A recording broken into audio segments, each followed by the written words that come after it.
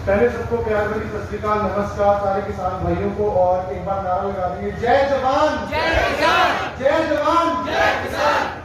आज मेरे भाई पटियाला से, सरहद से ये टॉर्च ऑफ यूनिटी का प्रतीक लेकर इस गाजीपुर बॉर्डर पर आए हैं। इससे पहले इन्होंने सिंघू बॉर्डर पर भी इसी तरह रनिंग रैली जो कि भागकर इन्होंने इस चीज का एक मिशन इन्होंने लिया था और इन्होंने पूरा भी किया था। एक काफी यूथ आया हमारे साथ जुड़ा है आज, जो कि पंजाब से अलग अलग अनेक प्रकार की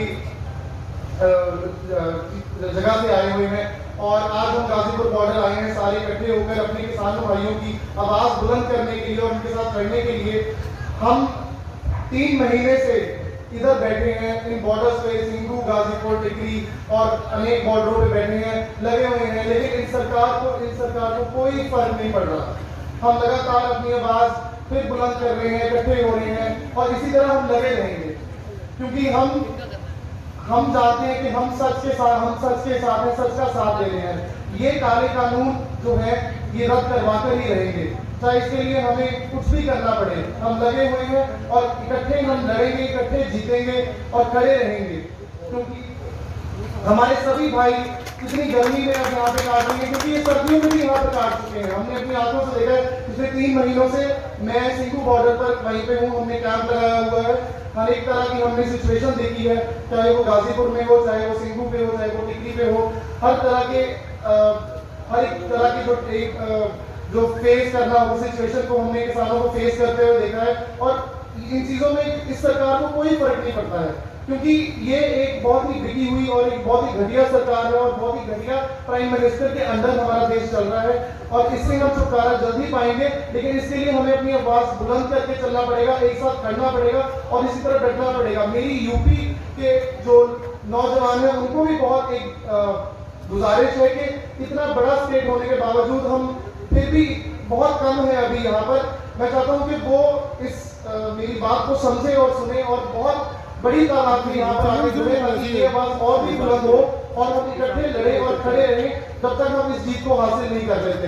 बोले सो निहाल, जय जवान जय जवान जय किसान।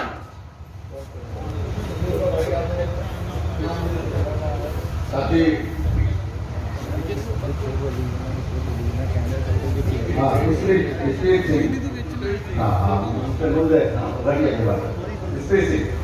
जय जवान जय किसान, इंकलाब जिंदाबाद जिंदाबाद जिंदाबाद।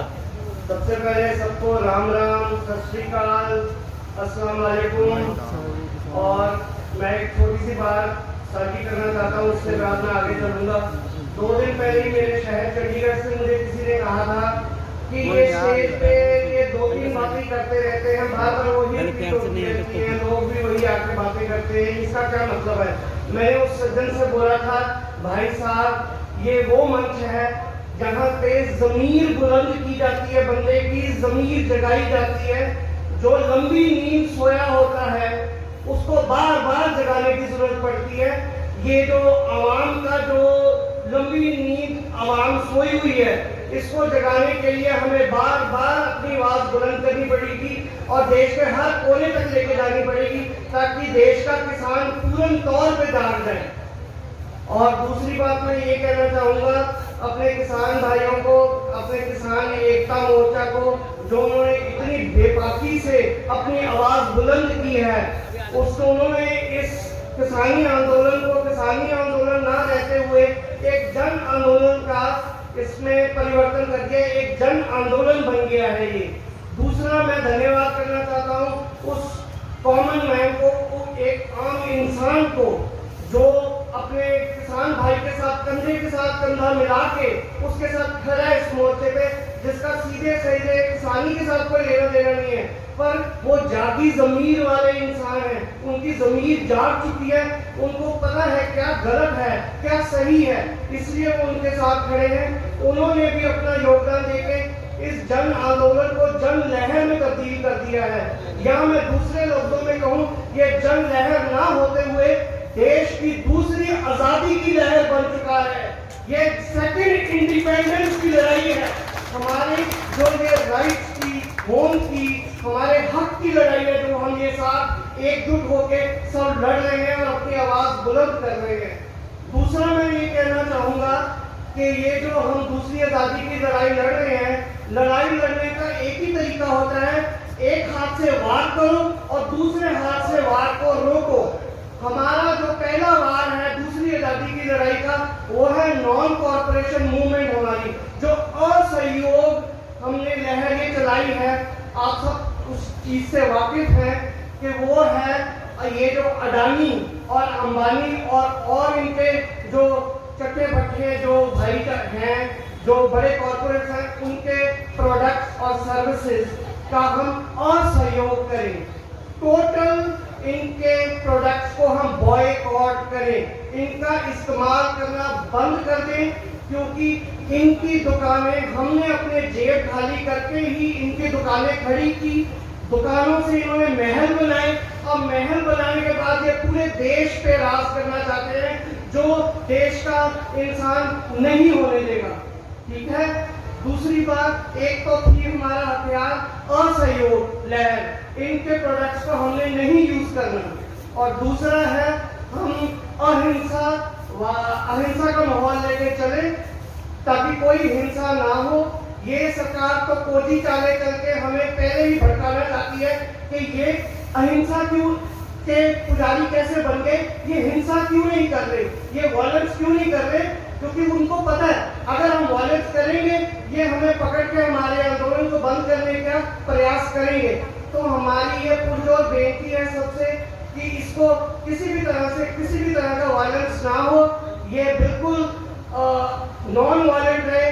इस आजादी की लड़ाई में हमारा एक पहले मैंने गिनाया हथियार है नॉन कॉर्पोरेशन असहयोग लहर, दूसरा है हम अहिंसा के पद पे चले, और तीसरा मैं ये बोलना चाहूंगा कि ये जो ईवीएम की सरकार है, सबको पता है, पूरे देश को पता है कि ये सरकार जन सरकार नहीं है, जनता की लाई हुई सरकार नहीं है, ये ईवीएम से घपले की सरकार है।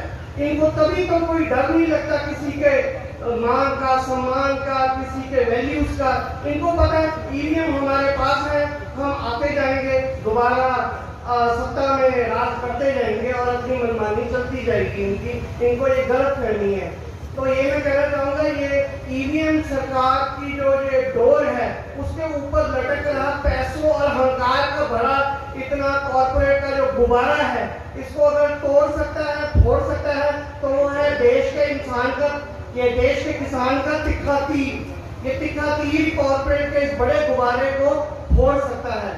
दूसरा मैं आप सबको याद दिलाना चाहता हूँ, हजरत मोहानी साहब जो अपने फ्रीडम फाइटर हुए हैं, 1921 में उन्होंने कलमबंद किया था इंकलाब जिंदाबाद का नारा, जो हमारे शहीद आजम भगत सिंह और उनके साथ